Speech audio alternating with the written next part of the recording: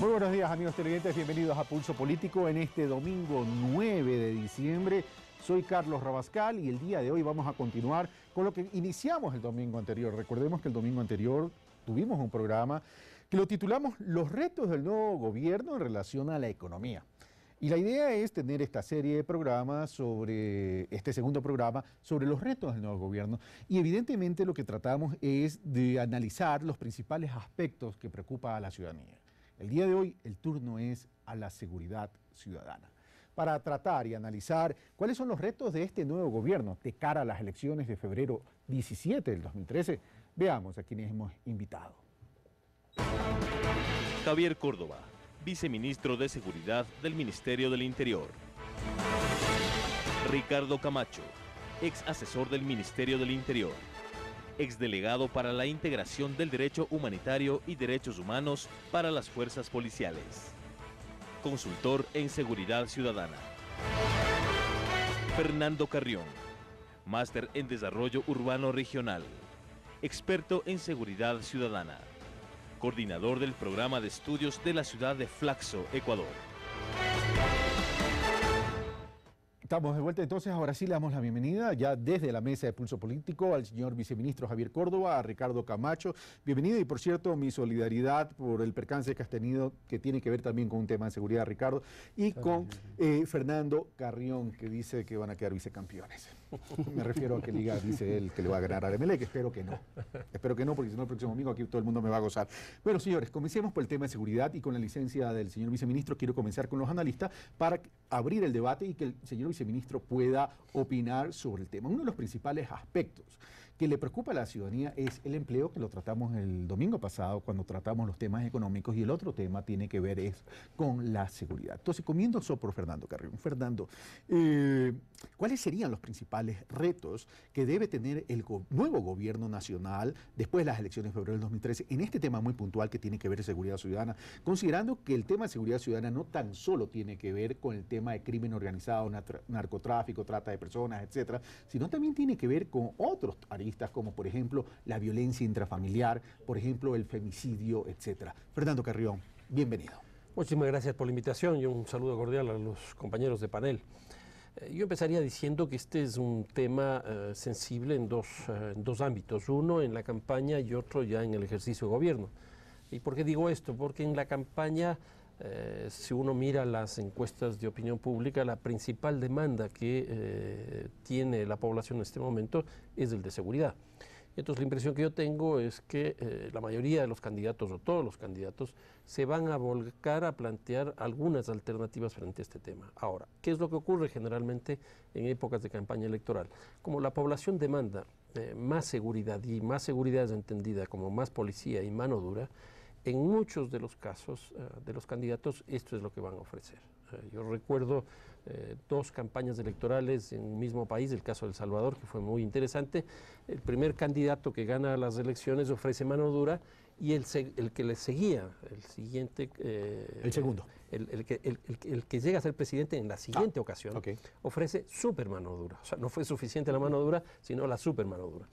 Y entonces me parece que esto es lo que va a ocurrir también en esta campaña electoral, y como de alguna manera esas van a ser las ofertas de campaña, en el ejercicio de gobierno van a tener que traducirse en acciones de gobierno. Ahora, obviamente que hay como yo diría dos áreas o dos tipos de violencia fundamentales que el Ecuador desgraciadamente está viviendo en este momento. La una, que es absolutamente vinculada al tema del narcotráfico, con las vinculaciones de carácter internacional, los delitos colaterales que tiene. Entonces habría que plantear una política frente a esto.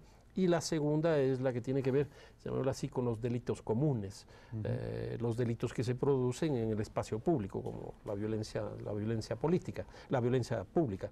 Que esta es el robo, el hurto, también es la violencia intradoméstica, la violencia de género, la violencia contra los niños, etcétera.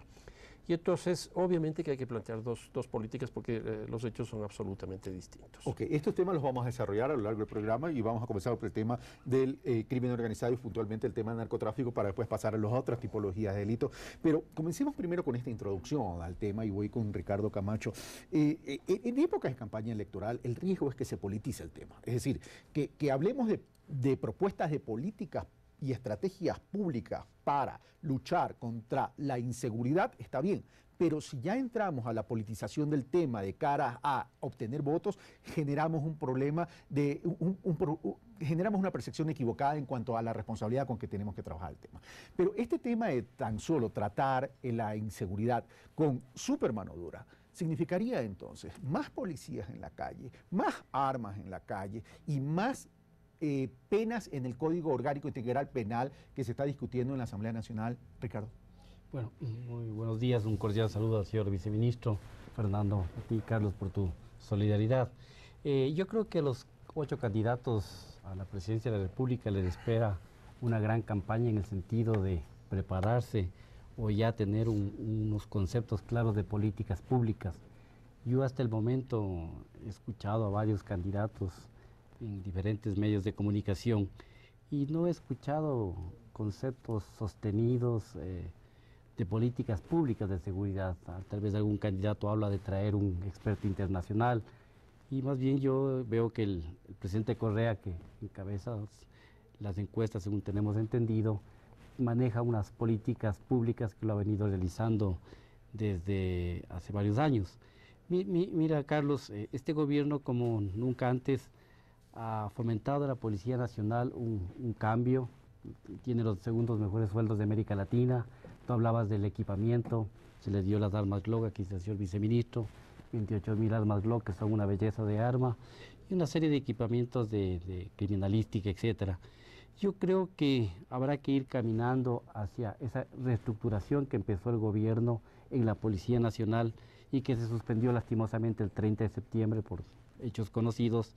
Habrá que recuperar eso y ver qué dicen los candidatos con respecto a la labor de Fuerzas Armadas, con respecto a apoyar la seguridad ciudadana, no a reemplazar a la policía. En el tema de gobiernos locales no hemos trabajado absolutamente nada en temas de seguridad, o salvo muy pocos municipios. Yo creo que esto es fundamental desarrollarlo durante todo el programa. Solo para precisar, Ricardo, antes de pasar al señor viceministro Javier Córdoba, ¿tú crees que ha faltado articulación en este tema de las políticas y las estrategias públicas en relación al tema de seguridad? Yo creo que ha existido una gran voluntad política del presidente Correa de trabajar en el tema de seguridad. Pero no todo pasa por voluntad. Sí, yo creo que ha habido algunos impedimentos y yo creo que habrá que tomar decisiones muy firmes del nuevo gobierno que asuma para ese gran cambio cualitativo en la policía. O sea, no podemos seguir con una policía judicial como la tenemos ahora, donde el 60% de los casos se caen porque no existen las pruebas eficientes. Mire el mismo caso del señor Lagartija, joven que participó supuestamente en la muerte de un hincha. Entonces tenemos que caminar, saltar hacia una policía científica, rehabilitación social, etcétera. En algún momento voy a hablar del señor que tú llamas alias Lagartija, porque lo conocí personalmente cuando fue directivo del Emelec y sí puedo dar fe del señor. Señor viceministro, coincide con lo expuesto hasta ahora, como en esta parte introductoria al tema, dice Fernando, dice, en plena campaña política corremos el riesgo de que solo propongamos mano dura. Y el problema de proponer mano dura es que cuando se llega al gobierno o se continúa en el gobierno, sigamos con esa filosofía de incrementar acumulación de penas, poner más cárceles, poner más gente en la cárcel, etcétera, etcétera. Pero hoy, ¿cómo está el mundo? Y con todas las influencias de un crimen organizado cada vez más rico, con más dinero que mueve, no habrá cárceles en el mundo como para sacar a todos los delincuentes de cualquier tipo de delito y meterlos en la cárcel. Y por otro lado, esa no es tan solo la solución. Pero el otro tema pasa por lo que dice Ricardo Camacho. Existe la voluntad, pero todavía no logramos articular. Una de las pruebas palpables es el tema de los municipios. Los municipios y los gobiernos autónomos descentralizados ya no se terminan de enganchar en una política de articulación, en esta política, es decir, no terminan de articular esta política de seguridad. No solo es el municipio de Guayaquil, sino en general, señor viceministro. Carlos, buenos días. Un saludo a Fernando, a Ricardo. Yo coincido plenamente, pero iré un poco más allá. En nuestro criterio debemos enfrentar y los desafíos del próximo gobierno, sin duda, en mi criterio, es continuar un trabajo importante que ya se lo ha iniciado. Y decía que voy un poco más allá porque sin duda creo, y nosotros hemos actuado con mucha firmeza y con mucha mano dura respecto al crimen organizado, a las bandas delincuenciales que han operado en nuestro país. Cito simplemente ejemplos del trabajo que se hizo con los choneros, desarticular una banda importante, el trabajo que se hizo acá en la ciudad de Quito con la banda de las Mamas Luchas, de Marías Luisas, que habían operado durante más de 20 años y que no había existido esa voluntad y esa decisión y esa mano dura de actuar. Esto obviamente compenetrado también con el trabajo que vienen haciendo los operadores de justicia, es decir, la Fiscalía y los jueces. Pero te decía que voy más allá porque creo que hay que continuar en esa línea, pero no debemos olvidar algo fundamental, que en nuestro criterio es lo que nos ha dado muy buenos resultados, que es ese nuevo modelo de gestión de la Policía Nacional. Más allá de efectivamente lo que decía Ricardo, el trabajo y el esfuerzo que ha hecho este gobierno por equipar a la policía que efectivamente cuando llegamos al gobierno ni siquiera 10.000 de los 40.000 miembros tenían su arma de dotación. Fue este gobierno el que ha entregado absolutamente a todos los miembros de la Policía Nacional su arma de dotación, su equipamiento, infraestructura con la construcción de unidades de policía comunitaria a nivel nacional, vehículos. Pero lo fundamental para nosotros, como te decía, es el modelo de gestión. Y el modelo de gestión es primero tener servicios descentralizados. Estamos en este año inaugurando 400 unidades de policía comunitaria a nivel nacional, pero en el transcurso de los próximos años deberemos inaugurar 1.885. Y eso se enlaza justamente con lo que tú acabas de comentar, que es el trabajo también con los gobiernos autónomos descentralizados, con los diferentes municipios. Ellos sin duda tienen que lanzarse en este trabajo que está haciendo el gobierno central, porque la seguridad es un tema, y como siempre lo hemos dicho, sin rehuir a nuestra responsabilidad principal, pero es un tema de todos, es decir, necesitamos trabajar en equipo no solamente desde el gobierno central, sino con los gobiernos seccionales. Nosotros creemos y estamos convencidos que este modelo de gestión, esta policía más cerca de la ciudadanía, recuperando esa confianza que vemos también de la ciudadanía en la Policía Nacional, el apoyo de los gobiernos seccionales, el tener el servicio totalmente descentralizado, es decir, que en cada uno de los circuitos y los subcircuitos que se han determinado a nivel nacional, cada uno de los sectores tengan su unidad de policía comunitaria, tengan esa cercanía a la policía y sin duda una policía totalmente capacitada, preparada, equipada en temas no solamente del trabajo operativo, en los convenios que hemos firmado, por ejemplo, con la Universidad Central para títulos de tercer nivel a los miembros de la Policía Nacional y con una parte que es fundamental y que nos vamos a enfocar también, que es una autodepuración de la policía, depurando de los malos elementos. Yo creo que es el camino adecuado para efectivamente tener los resultados que todos esperamos. Y en esta articulación no solamente son los GATS, que son los gobiernos autónomos descentralizados, sino también tiene que ver fiscalía, jueces, etcétera. Pero y la propia ciudadanía, por cierto, la ciudadanía juega un rol importante. No es que tiene que asumir el papel de la policía, pero juega un papel importante en cuanto a denunciar, en cuanto a colaborar y contribuir al tema de seguridad. Ahora, entremos en materia primero con el narcotráfico, Fernando. Hace pocos días, Revista Semana, Sinaloa se apodera del Ecuador. A ver, a mí me parece primero un artículo muy light, por decirlo menos, pero con un titular terriblemente fuera de realidad y muy fuerte. Porque ¿qué es lo que dice el titular? El titular nos señala el control del Ecuador está bajo el cartel de Sinaloa. Ni siquiera señala el narcotráfico en el Ecuador está controlado por el cartel de Sinaloa, sino el Ecuador. ¿De qué estamos hablando? Estamos hablando de un narcoestado. Y a mí me parece que eso es francamente inaceptable. ¿Y por qué digo esto? Porque si desde Colombia nos tratan así, yo creo que es cuestión de ver las cifras. ¿A qué voy con esto? El primer productor de coca del mundo es Colombia. Más o menos 900 toneladas de cocaína por año. Se supone que por el Ecuador pasan alrededor de un 20% de esa tonelada. En otras palabras, el 80% de la producción colombiana no pasa por el territorio ecuatoriano. En segundo lugar, se dice que el Ecuador es el lugar donde se logra la articulación de los mercados internacionales del narcotráfico, pero además el de las armas. Y aparece una cifra en Semana en que se señala que la droga que pasa por el Ecuador es de más o menos 5.000 millones de dólares y que se produce no una monetarización de la venta de la droga ecuatoriana, sino una trueque con armas. 5.000 millones de dólares es una cantidad muy grande. En términos de armas anuales, que ni siquiera el mercado colombiano es capaz de absorberlo. ¿Qué significa esto? La producción principal de coca del mundo está en Colombia. La segunda cosa, la principal demanda de armas irregulares está en Colombia. Entonces uno llega a una paradoja. La oferta colombiana de drogas y la demanda de armas colombiana resuelta por un tercer país, un segundo país, el caso de Ecuador. Es algo fuera de realidad. Incluso a mí me parece que en esto el gobierno debería ser muy drástico, porque no es posible que se maneje de esa manera la información, porque se está desinformando y se está generando en las relaciones de Ecuador-Colombia un sonido que no es el más aconsejable. Ahora, de ahí a negar que el cartel de Sinaloa está acá, yo creo que hay una gran distancia. Obviamente, yo creo que el cartel de Sinaloa, el cartel del Golfo, los Zetas, en términos de hablar de los carteles mexicanos, están acá adentro. Simplemente es cuestión de ver las avionetas que han caído acá, que son un número de 3, mientras en Colombia eso es por año.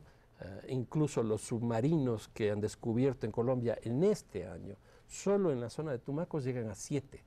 Y cada submarino de esos lleva más de 6 toneladas, que es una cantidad mucho mayor que las avionetas que supuestamente sirven para mostrar este control del cartel de Sinaloa sobre el Ecuador. Ahora, solo una precisión en relación a lo que acabas de mencionar en cuanto al artículo de la revista Semana, que lo consideras light y que dices que el titular no guarda relación con el desarrollo del texto, porque en cuanto a que es light. ¿Tú creerías que esto responde a una estrategia? Porque, coincidentalmente, esto sale en medio de una campaña electoral y, por otro lado, sale cuando están en plena discusión este famoso documental Retratos del Padre de la Patria, donde ha generado más de una polémica, y si uno lo ve y uno ata el artículo, dice, ¿podría haber coincidencias? O sea, a mí sí me preocupa el momento, pero probablemente no con la coyuntura ecuatoriana y mucho más con la coyuntura colombiana. ¿Por qué digo esto? Este rato Colombia está en un proceso de negociación de acuerdos de paz, probablemente con el grupo político, militar, etcétera, más fuerte de Colombia, fuerte de América Latina, que es la FARC. Así es. Y entonces están queriendo rodear desde ciertos sectores, por ejemplo, del uribismo, de ciertos elementos como para que ese proceso no se produzca. En otras palabras, la paz en Colombia tiene muchos enemigos. Este artículo, más bien dicho, este titular de este artículo de la revista Semana, me parece que es un mensaje mucho más hacia Colombia que hacia Ecuador. Ahora, pero voy donde Ricardo Camacho. Ricardo Camacho, sin perjuicio que tú y el señor viceministro opinen sobre lo indicado y expresado por Fernando Carrión, lo cierto es que el crimen organizado existe a nivel mundial y que el narcotráfico es una realidad. 900 toneladas se dice, produce Colombia, y que el 20% pasa por territorio ecuatoriano. Esto significaría 180 toneladas, sin contar, pues, producciones de otros lados. Eso significaría, entonces, que el Ecuador tiene ahí un reto. El Ecuador ha ido avanzando en la captura de droga, si no me equivoco, de lo que va el año, van 44 toneladas, si no me equivoco, y es una cantidad, puede sonar 44 un número pequeño, pero en términos de toneladas eso es tremendamente bastante, y cuando hablamos que pasa por 180 toneladas, aparentemente, que es el 20% de la producción colombiana por territorio ecuatoriano, uno dice, bueno, pero es que aquí no solo hay el tránsito. El tema es que para algunos a lo mejor ya hay la producción y para otros el tema también pasa por el lavado de activos. Entonces ahí tenemos un problema no solo del producto llamado narcotráfico, sino también de la concurrencia de ecuatorianos que caen en estos brazos o en este facilismo de enriquecimiento ilícito rápido. Sí, bueno, yo coincido con Fernando en que el titular de la revista Semana es perverso, diría yo. Yo no diría light. Yo creo que la palabra light te queda muy suave, mi querido Fernando. No, yo no me refiero al titular, yo me refiero al contenido del artículo, porque no se logra demostrar absolutamente nada, y en cambio el titular sí tiene una expresión política muy clara. Muy clara. Coincido con el arquitecto Carrión, yo creo que el titular lo que da a entender es que es un Estado que está narcotizado, pues entonces Fuerzas Armadas, Policía, Justicia, la Asamblea Nacional, los periodistas, los analistas estamos contaminados de narcotráfico, y eso no es así. Yo creo que... O sea, que puede haber infiltrados es una cosa, y de ahí que esté tomado es otra. Hemos tenido inclusive un comandante provincial de Esmeraldas de la policía que está implicado o estuvo implicado en narcotráfico. Y como dice el arquitecto Carrión, no se puede tapar el sol con un dedo. O sea, que tenemos presencia de los carteles de la droga, sean mexicanos o menos que colombianos, pero más mexicanos, en el Ecuador es innegable. Mire, no sé si son 42 o 44 toneladas, señor viceministro. 42 toneladas. 42 toneladas. Según la revista Semana son 47. Pero creo que más sabe el señor viceministro que la revista Semana. Entonces, las 42 toneladas, Carlos, ha hecho un gran trabajo la Policía Antinarcóticos. Pero si tú comparas con el año 2009, el Ecuador logra capturar 68 toneladas. Pero ¿qué significa que estas 42 toneladas hay dos lecturas? Una, un buen trabajo de narcóticos, sin mayor apoyo internacional, o sea, sin DEA, sin bases de manta, etcétera. Se hace un muy buen trabajo, pero lo que se dice internacionalmente es que solo se captura más o menos el 10%, el 90% de la droga sí logró salir del Ecuador. Entonces estaríamos hablando más o menos que el callejón de la droga salió 380 toneladas por Ecuador. Pero en Colombia sale el 100%. Por supuesto. Y si tú tienes acá el tema de contenedores, tienes 120.000 contenedores que salen del puerto de Guayaquil. Si solo revisas tú del 2 al 2.5% aleatoriamente, porque es imposible hacer todos los contenedores, unos son por chivatazos, otros son por denuncias, otros son por inteligencia, es donde capturamos el tema de la droga.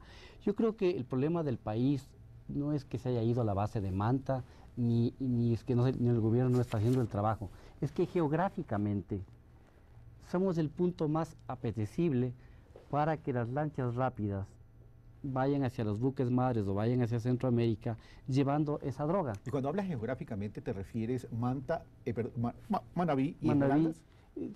¿O más Manabí?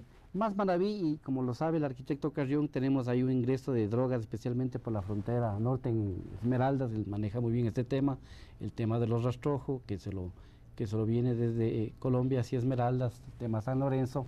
Pero yo veo que la provincia de Manabí es la que realmente es donde sale la gran afluencia de droga hacia el exterior. Y yo veo que hay un esfuerzo del gobierno nacional, pero es donde tú te preguntas, ¿no? ¿Cuál es el rol de las Fuerzas Armadas frente al tema del narcotráfico? Y la idea no es que nuestras Fuerzas Armadas dejen de prestar su función principal, que es la soberanía nacional, ni queremos convertirles a nuestros señores soldados ni a nuestras Fuerzas Armadas en policías. Lo que queremos es robustecer a la policía. El éxito de la policía, yo siempre he dicho, es el éxito de los 14 millones de ecuatorianos. Solo un enfermo mental podría desear el fracaso de la policía. Pero hay que preguntarnos de los 8 candidatos, ¿cuál va a ser el nuevo rol de las Fuerzas Armadas frente a un crimen organizado? Pero bueno, eso es un tema que los candidatos tienen que responder, pero hablemos también con el viceministro en relación a todo esto. Es decir, a ver, queda claro la posición de Fernando y de Ricardo sobre el artículo de Semana, sin perjuicio que usted pueda opinar también, señor viceministro, sobre el tema. El tema es que, si bien no estamos de acuerdo con ese artículo, sí hay una realidad, y una realidad que el Ecuador tiene una ubicación estratégica y en consecuencia apetecible para el crimen organizado en este punto específico de tráfico de drogas o narcotráfico. Pero el narcotráfico no solo es la venta de la droga, el narcotráfico tiene que ver con lavado de activos. Y la pregunta es, si queremos luchar de forma eficiente contra la comercialización de la droga, tenemos que darle donde más les duele, que es el dinero, que es el dinero producto de esa comercialización y el dinero que tienen que formalizarlo de una u otra manera en la economía del país. Desde ese punto de vista, ¿allí hay una tarea pendiente, señor viceministro? Comienzo simplemente por un pequeño comentario respecto a lo que salió en la revista Semana. A mí no me queda la menor duda de que efectivamente, como tú mencionaste o sugeriste, hay una intencionalidad y una estrategia política que ya la vemos venir en el momento en el que Ecuador está viviendo, el momento político, este famoso video que cuenta más de lo mismo sobre el presidente, porque inclusive con los datos y que mencionaba Fernando, son aproximadamente 900 toneladas, es el primer productor de cocaína en el mundo, de droga, tiene la mayor también plantaciones, son alrededor de 60.000 hectáreas plantadas en Colombia y en el Perú, de los cuales aproximadamente 20% pasan por el Ecuador, hablamos de 180 toneladas. Y se ha hecho un trabajo importante en este año, aproximadamente son 42 toneladas las que se han incautado, no solamente en el Ecuador, Parte de esas, alrededor de 10 toneladas, se incautaron en territorio en Europa, pero con operativos de inteligencia que salieron de nuestra policía. Por eso lo consideramos. Esa droga ya había salido, pero fue el trabajo de inteligencia de nuestra policía la que, en coordinación con las policías de Holanda y Bélgica, lograron esta captura. Pero lo que voy es que, efectivamente, y de ese porcentaje que siempre se estima de un 10% que se incautaría, estamos hablando que nosotros estaríamos incautando alrededor del 30%, es un monto superior. Pero más allá de eso, para nosotros lo fundamental, primero, es efectivamente seguir trabajando, seguir dando estos resultados en apoyo siempre de la ciudadanía y de las diferentes instituciones. Pero concuerdo contigo, tenemos que ir un poco más allá y lo estamos ya haciendo. Hay que golpear a estos grupos, por decirlo de una manera común, donde más les duele, y es efectivamente en los activos, es en el dinero. Se ha incluido ya en el proyecto de Código Integral Penal que está en discusión en la Asamblea ciertas modificaciones precisamente que nos permitan atacar y combatir de mejor manera el lavado de activos. No solamente hay que combatir y efectivamente desarticular las bandas delictivas que operan en el país, sino también hay que atacar la parte del financiamiento, porque inclusive nosotros hemos determinado o denominado una pirámide que opera alrededor de las bandas delictivas. Y efectivamente, si bien en la cúspide de la pirámide están las bandas de narcotráfico, pero de esas mismas bandas de narcotráfico y precisamente por el financiamiento van generándose bandas intermedias, como por ejemplo los choneros, e inclusive más abajo bandas que operan en las ciudades en delitos menos fuertes, por decirlo de alguna manera, como el robo a personas, pero que de alguna u otra manera también están vinculados con las bandas de narcotráfico porque se nutren del financiamiento y del lavado de activos de estas bandas de narcotráfico para sus operaciones. Porque este dinero comienza a bajar. Exactamente, ese dinero, que por eso denominamos como una pirámide, que viene de la cúspide del narcotráfico, comienza a bajar hacia diferentes bandas delictivas, y lo digo entre comillas, que quizás no presenten o ante la ciudadanía, la opinión pública, no es lo mismo la banda de los topos que acabamos de desarticular en los valles de Cumbayá y de Tumbaco, que operaban en robo a domicilios, quizás no tiene la misma consideración o importancia que el cartel de Sinaloa, sin duda, pero tienen una vinculación con el narcotráfico porque es ese dinero que baja desde los grupos de narcotráfico hacia diferentes instancias de estas bandas organizadas. Vemos también en temas, por ejemplo, importantes como la minería ilegal, que justamente funciona y trabaja con dineros del narcotráfico. Que termina siendo lavado activo. Y en este punto nos quedamos para irnos a una primera pausa y regresar para seguir analizando este tema que lo considero que es clave en la lucha contra el narcotráfico, que es el tema del lavado de activos. Venimos de inmediato, sigan en nuestra sintonía. Esto es Pulso Político.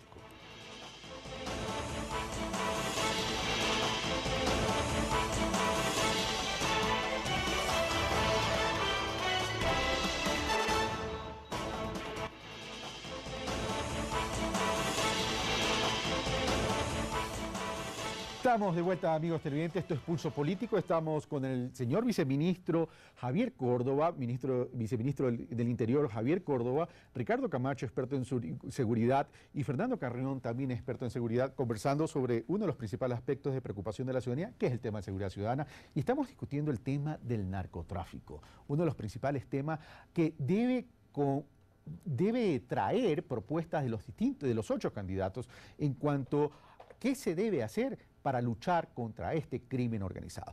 Fernando Carrión, cerramos el bloque con el señor viceministro Javier Córdoba y uno de los principales ejes, yo le había preguntado, es el tema del lavado de activos.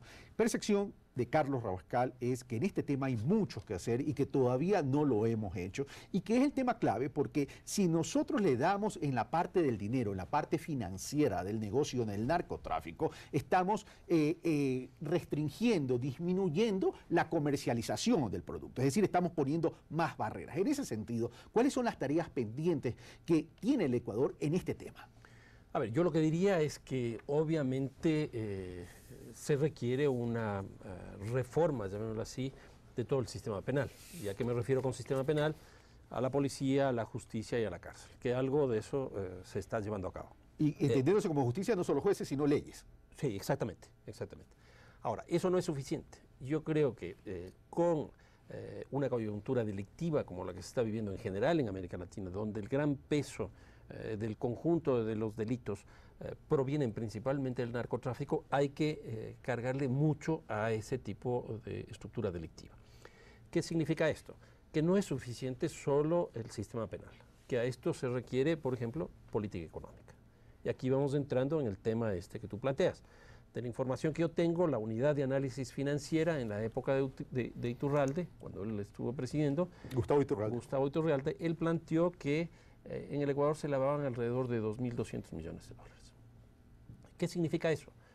Si uno le compara respecto al PIB o respecto a la estructura del presupuesto nacional, pues si bien es una cantidad significativa, no es tanto, pero si le comparamos en términos de la suma del presupuesto del municipio de Quito y la suma del presupuesto de Guayaquil, la cosa es distinta.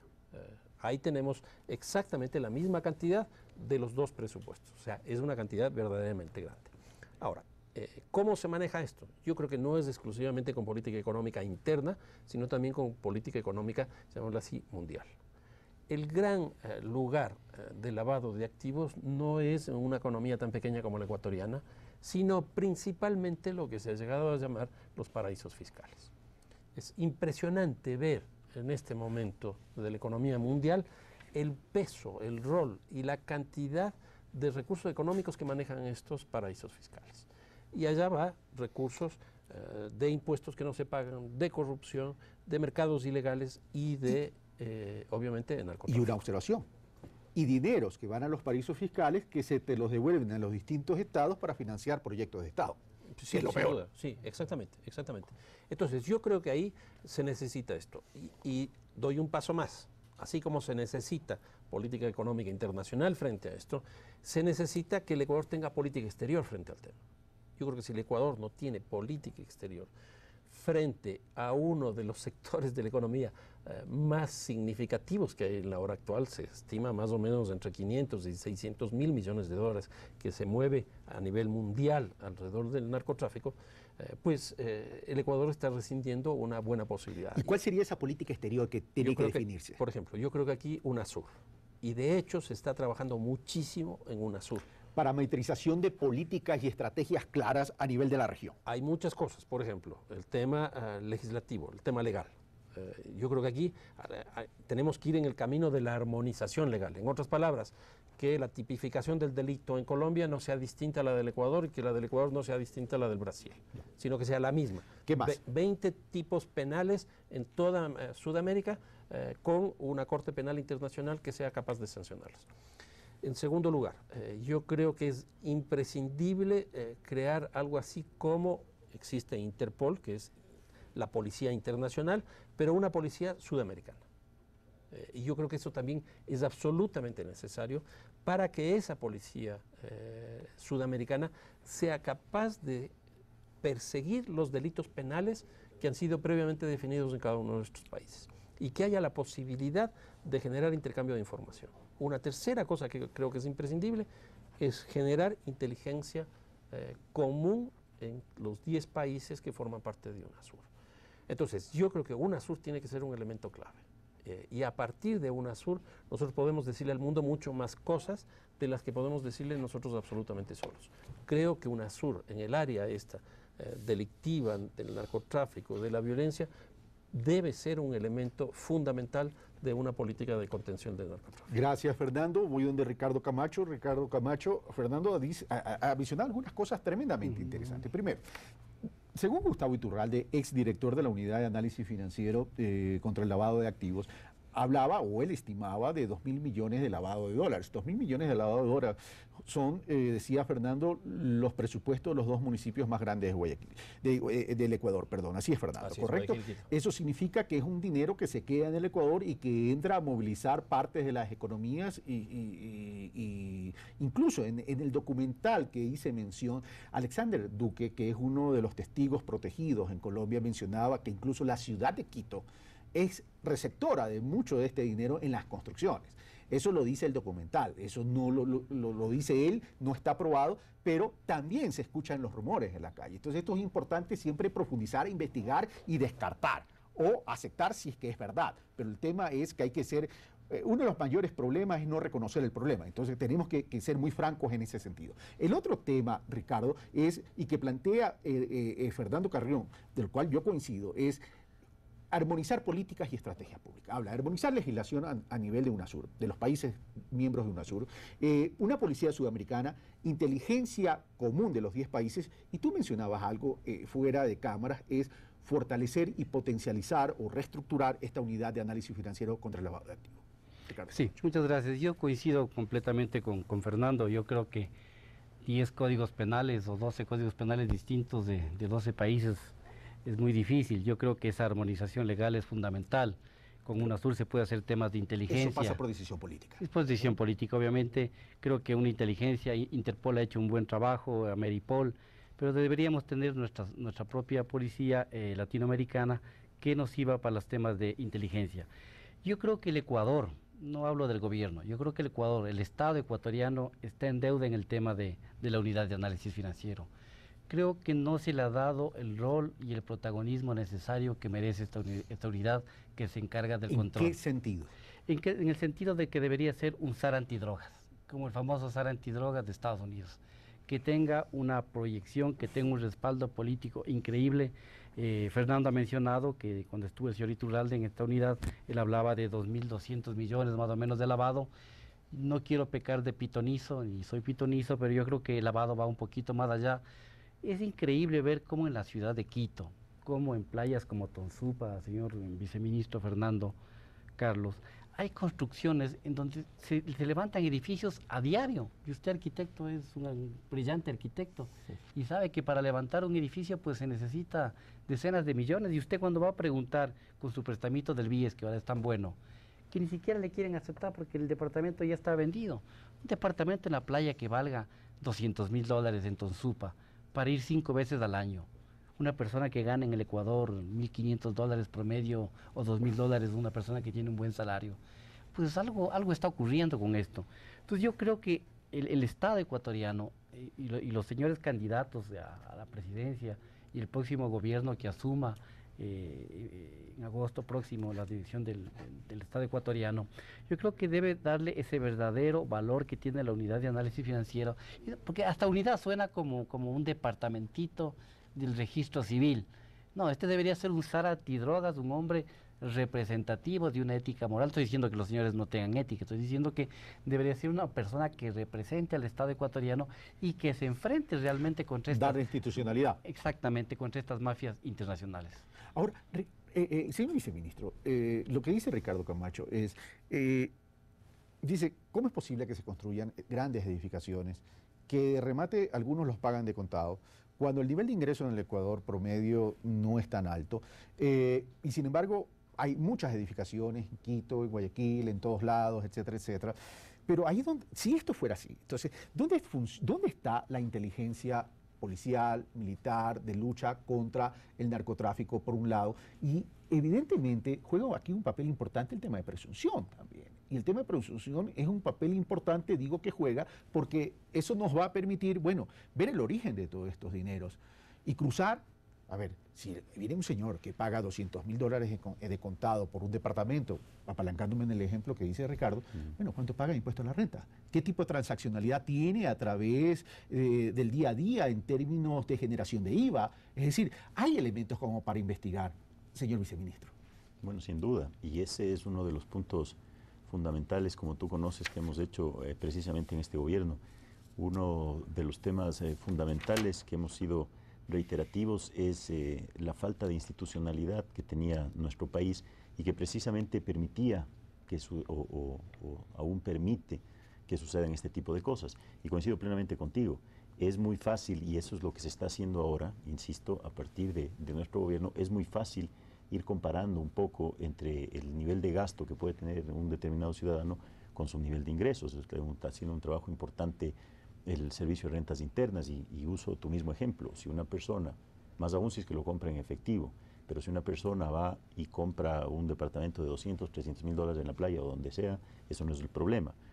El problema obviamente es determinar de dónde sacó esos recursos, si es que sus ingresos obviamente no le permiten acceder. Una persona que gana $2.000, $1.500, $2.500, es difícil pensar que se compre un departamento, por poner el ejemplo, en la playa de $300.000. Ahí es donde viene justamente ese ese trabajo de investigación que fue inclusive una de las preguntas en la consulta popular, el enriquecimiento ilícito privado, para precisamente poder determinar y que las autoridades de control, el Servicio de Rentas Internas, la Contraloría, etcétera, vayan y le pregunten al ciudadano y le digan, ok, perfecto, usted se compró este departamento, lo único que necesitamos es que nos demuestre y nos certifique de dónde salieron los ingresos, porque de la misma manera hay que registrar el nivel de ingresos que tiene, el nivel de pago de impuesto a la renta. Entonces, todo este trabajo, precisamente, y como siempre lo hemos dicho, y vuelvo a lo que mencioné hace un momento, sin obviamente rehuir nuestra responsabilidad fundamental desde el lado del Ministerio del Interior, de la Policía,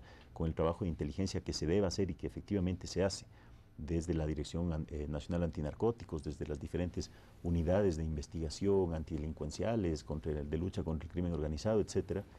Es importante el trabajo coordinado que se haga efectivamente y ese cruce de información y fortalecer, como dice Ricardo, yo en eso estoy totalmente de acuerdo, fortalecer a las instituciones, que cada una de estas instituciones tengan la capacidad, el personal, gente totalmente proba, que le permita al Estado conocer de todas estas actividades para que a esas personas que efectivamente están en actividades ilícitas, obviamente sean sancionadas con el mayor rigor. Una cosa son las acciones que hemos hablado y otra cosa es el marco jurídico apropiado que debemos tener para implementar todas estas acciones. En el Código Orgánico Integral Penal que se está discutiendo y se está debatiendo en la Asamblea Nacional, ¿qué está incluyéndose en relación a este tema específico, señor viceministro? Bueno, el Código Integral Penal que nosotros, obviamente que se lo presentó, que está presentado ya a la Asamblea Nacional, para nosotros como gobierno es fundamental porque precisamente tiene en su gran mayoría todas las herramientas necesarias que nos van a permitir, no solamente obviamente a los operadores de justicia, desde el lado investigativo, a la policía, el poder desarticular justamente a las personas, a las bandas que operan bajo ese manto de impunidad que desafortunadamente aún lo tienen. Si es que nosotros no logramos efectivamente cerrar ese círculo de impunidad, que es lo que actualmente sucede en muchos de los casos, difícilmente vamos a tener una solución definitiva. Como te había mencionado hace un momento, ahí existen ya temas fundamentales para poder atacar el lavado de activos, para poder combatir al lavado de activos, para pegarles a los delincuentes donde más les duele, que es en el dinero, y romper obviamente ese flujo financiero que es el que permite mantener estas operaciones. ¿Se está permitiendo eso, se está incluyendo eso en el Código Orgánico Integral Penal en términos de permitir una fácil operación o en términos de incrementar sanciones y penas? Bueno, y las dos cosas. Hay que incrementar las sanciones, tiene que estar obviamente tipificado, pero también tiene que haber la facilidad para que se pueda hacer los trabajos necesarios. Gracias, señor viceministro. Otra pausa y venimos de inmediato. Esto es Pulso Político y estamos hablando sobre la seguridad ciudadana, uno de los principales aspectos de preocupación de la ciudadanía y tema que debe ser uno de los grandes retos del próximo gobierno nacional.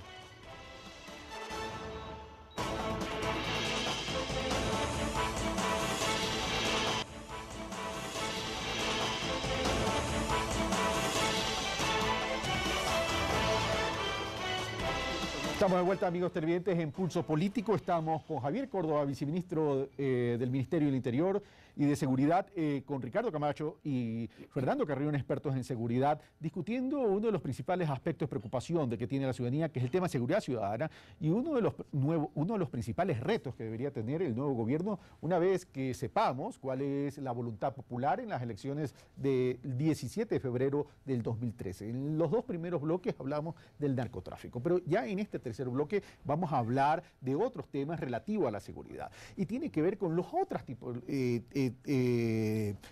los otros delitos públicos, delitos comunes que es el robo, el hurto, la violencia intrafamiliar, el femicidio, etcétera, etcétera.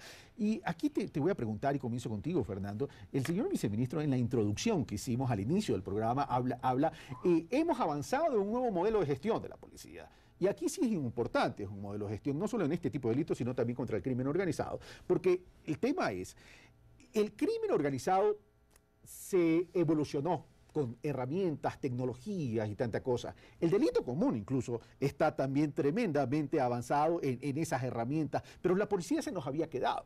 Y no solo en términos de infraestructura, sino en términos de modelo de gestión. La pregunta es, ¿el modelo de gestión que habla el señor viceministro, que se está implementando, que se ha trabajado, que se ha fortalecido, que se ha cambiado, hoy es el correcto? ¿Apunta contra una eficiente lucha contra la delincuencia? A ver, yo lo que le diría es que, sin duda, uno tiene que reconocer lo que ha hecho este gobierno. Y yo diría, en primer lugar, han modificado sustancialmente el marco institucional. ¿Qué quiero decir con esto? Antes no había un ministerio coordinador de la seguridad, hoy día existe. Antes no había un ministerio que se dedicaba exclusivamente a la seguridad interna, hoy día existe. Me parece que son obviamente cosas nuevas. Ahora, ¿qué es lo que está pasando? Me parece que ese marco institucional que está en la parte de arriba de la pirámide que el mismo viceministro señalaba, me parece que no está bajando totalmente hacia los niveles operativos. Por ejemplo, el caso de las cárceles. Las cárceles en el país son 35, se ha mejorado, uno no puede negar cierta infraestructura, pero nosotros tenemos regularmente un conjunto de conflictos en las cárceles, porque me parece que en general toda la reforma legislativa que se está haciendo apunta a que todos los caminos conducen a la cárcel. Entonces estamos congestionando la cárcel. En estos días, tú y yo somos gente que nos gusta el fútbol, a estos muchachos del Barcelona que entraron y se robaron en los camerinos el día del triunfo del Barcelona, los tenían en un bus. O sea, no creo que ese sea... O sea, ya no había espacio. Exactamente. Y lo mismo está pasando, por ejemplo, con el control de la velocidad de los vehículos. Esa gente no llega a la cárcel a pesar de que está establecido que tiene que llegar a la cárcel, sino que han aparecido un conjunto de espacios donde se les pone hasta que cumplan las condenas. Entonces, me parece que aquí la cárcel hay que trabajarla más. Javier, y en esto yo sí quisiera decirles una cosa: el hecho de que se crea que sometiendo a prisión a estas bandas se las desarticula, yo creo que no es cierto. Quizás no es cierto parcialmente. Quizás el ejemplo más interesante es lo que está pasando en este último tiempo en San Pablo, en la ciudad de San Pablo, en Brasil. El primer comando de la capital, que es una de las organizaciones más fuertes que tiene San Pablo, opera desde la cárcel. Entonces yo creo que ahí tienen que trabajar mucho ustedes, porque no solo es el primer comando de la capital ¿cómo se llama?, en San Pablo, sino que eso tenemos nosotros en Venezuela, tenemos en Guatemala, tenemos en México, tenemos en Colombia, que eso es lo que está ocurriendo. Entonces me parece que hay que trabajar el sistema carcelario, pero paralelamente al sistema carcelario, obviamente el Código Penal Integral me parece que es una salida interesante, pero me parece que hay que buscar penas alternativas. A mí me parece nuevamente, seguir pensando exclusivamente en la cárcel como el lugar de destino para los delincuentes no es lo más adecuado. En tercer lugar, yo sí veo problemas todavía con la policía. Lo que hemos tenido este último tiempo nuevamente con el fútbol, por ejemplo, lo que ocurrió con este hincha del Barcelona en el puente de la Unidad Nacional, la impresión que yo tengo es cómo es posible que la policía lleve armas a esos lugares. Yo creo que ni siquiera en las marchas políticas hoy día se recomienda el uso de armas. Y otra cosa más, no solo que lleve armas en ese tipo de eventos, sino que adicionalmente es, ¿qué pasó con las cámaras? Exactamente, con las cámaras, por ejemplo, del ECU 911.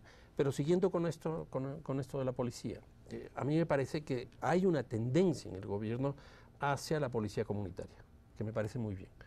Pero yo no entiendo por qué todavía tenemos el regimiento Quito para 3.000 personas, por ejemplo. Y estamos hablando que el 30 de septiembre acá ya son más de 2 años. 3.000 personas en el regimiento Quito era obviamente en un momento como el 30 de septiembre un lugar para que el presidente no vaya. Si nosotros no teníamos el regimiento Quito, el presidente no hubiera ido. ¿Por qué? Porque si nosotros dividimos estas 3.000 personas, no sé, para 100 unidades de policía comunitaria, para 200 unidades de policía comunitaria dispersas, obviamente que había un control del territorio más eficiente. Creo que la policía también tiene algunos problemas internos, porque esto del regimiento viene de una lógica militar, tiene que desmilitarizarse la policía. Ok, vamos a donde Ricardo Camacho, el mismo tema del modelo de gestión. Bueno, y yo creo que coincido bastante con Fernando en el tema de desmilitarizar a la Policía Nacional, y creo que ha habido importantes esfuerzos.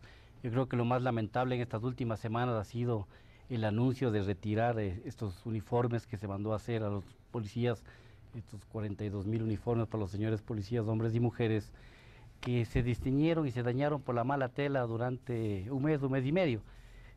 Pero más que se haya dañado los uniformes, lo que me duele es que hemos vuelto al modelo del camuflaje nuevamente. O sea, todo ese gran esfuerzo de la nueva doctrina policial, todo ese gran esfuerzo de separarnos del modelo militar, del UPC que habla Fernando, de los grandes regimientos, se destruyen y se caen y todo queda un poco en el papel y no desciende un poco a los instrumentos policiales o a las bases policiales. Daría como que los mandos policiales, ¿qué palabra podría utilizar?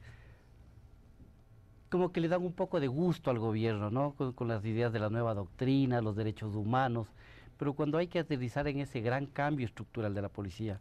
Miren, las medidas de confianza, Carlos y señor viceministro Fernando, nos hemos quedado hace 30 años. En el código, en la Ley de Identidad y Seguridad Ciudadana que manda el Ministerio del Interior, no aparece el polígrafo. O sea, se olvidan de poner el polígrafo como medida de confianza. No aparece el DHP, que es del histórico entre patrimonio versus salario. Como tú decías, viceministro, un señor policía o un señor civil que gane $1.800 y que se compra 2 departamentos, pues algo está ocurriendo. Entonces, yo creo que esas medidas de confianza hay que volverlas a recuperar en la policía. El tema de la policía que se investigue a sí mismo.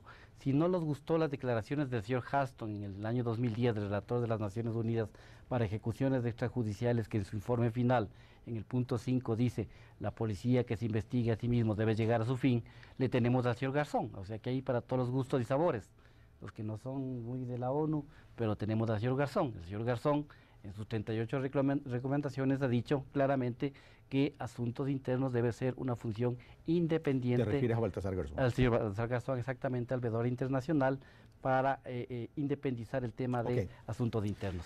Señor viceministro, su respuesta ante estas inquietudes y críticas, por cierto, al modelo de gestión.